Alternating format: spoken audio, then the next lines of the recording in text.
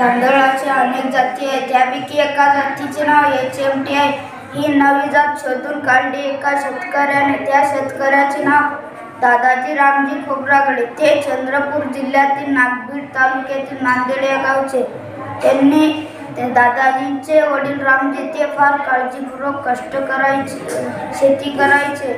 पेरणीच्या अगोदर बियाणे निवडायचे,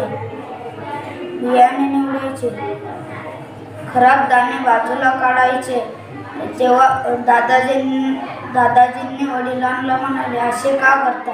तेव्हा वडील म्हणाले, चांगले बी पेरले तरच उगवण होते.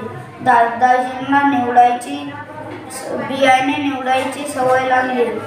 तशी निरीक्षणाची लागली. ते मोठे झाले आणि शेती करू लागले. एकदा शेतात फिरत असताना त्यांच्या लक्षात आले